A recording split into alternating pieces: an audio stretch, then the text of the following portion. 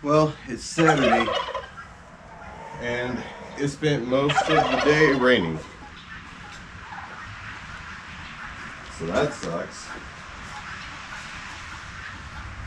T-Bone got out this morning. Saw him when I came home from work.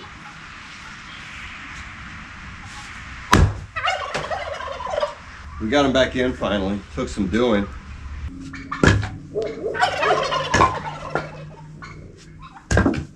Man, y'all are on one today, huh?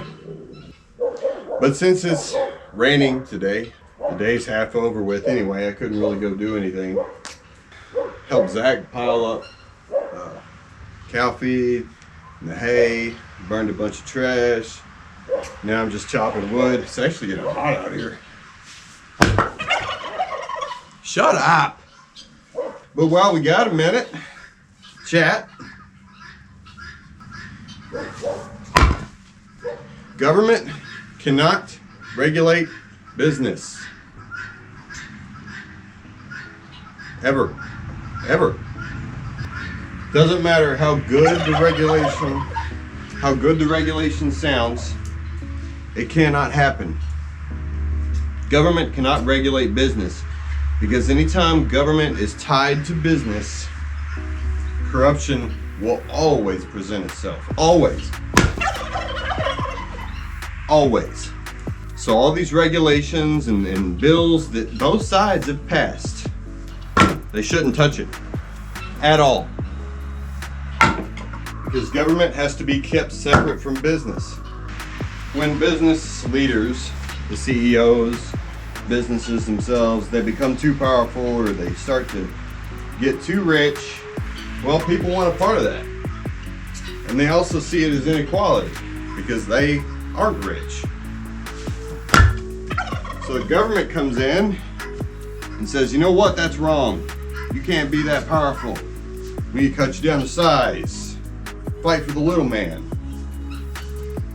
And of course the people, common people, little man like you and I, they jump on board because they're about to get free stuff. And everybody likes the underdog. Alright, that's all well and good, right? What do the politicians get out of it? They get something out of it. They may get reelected. They may get investment options. They get something. Even if it's just popularity. The problem is you keep doing that over and over. We, the people, the little man, is fighting back, right? Okay. What we fail to realize is that we are making those in power more powerful and richer. They are getting what they want. We're getting what we think we want. But nothing from the government is free. So for short-term gain, we sacrifice a lot. Look where we are now. Mitch McConnell's salary, $193,400. Net worth, $35 million. Nancy Pelosi's salary, $193,400. Net worth, anywhere between $120 and $140 million. How do you think they got that rich? And with money comes power, comes influence. Don't forget, they go hand in hand. So that's where we are now. You get elected to office in the federal government, you become a multimillionaire. How's that work? And we're still paying salaries, mind you. Now, if you ask me, $193,400 is too much. They shouldn't be making that much. Okay? If you're elected to public office, you should be making sacrifices. Because supposedly, your motivations are supposed to be altruistic. It's the other way around now. You get elected to federal office, you become a multimillionaire. I will keep saying this no matter what. Washington, D.C. is rife with this stuff, okay? They're telling you what you want to hear. Both sides are.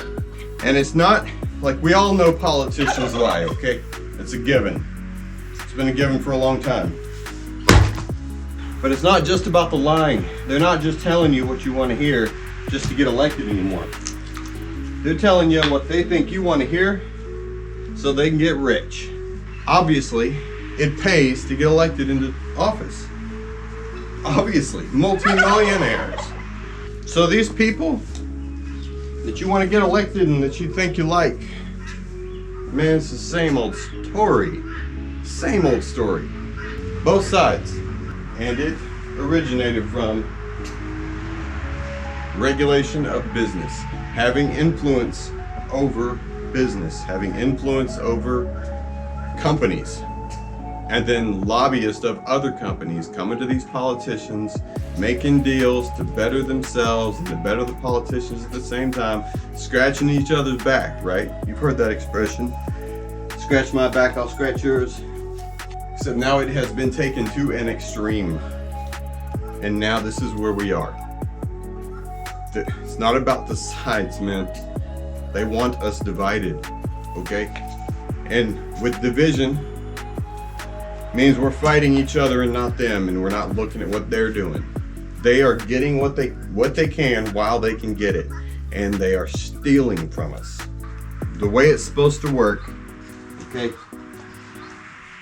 We elect these people into public office. They go to Washington, D.C., and they do what we elected them to do. The only thing that we should hear from them is yes, sir, no, sir. Yes, I will vote the way that you want me to vote. No, I won't. Okay, well then we elect somebody else. When they go on TV talking about their grand plans or what they think we should do or how they feel about something, we should not care. I don't care. I don't care what they think. I didn't elect them to lead. They are not leaders. They are simply delegates. Lawmakers, that's what they've become, but that's not what they're supposed to be. They are delegates that are sent there to do one job, to vote the way their constituents want them to. And failing that, they get voted out of office. That's it. That's all there is to the job. Now, you don't deserve $193,000 per year to do that job because you don't need any qualifications for it. Compare that to where we are now. We are a far cry from that. You know, the one major trait that would really change my mind about a candidate, reluctancy. Somebody that says, you know what, that's a lot of responsibility and I don't know if I really want to do that or not. That's a big sacrifice and I don't really know if I want to do that or not. Vote me in and I'll take care of it. Or don't, and I'll be happier for it. That's what I want to hear from a politician on campaign.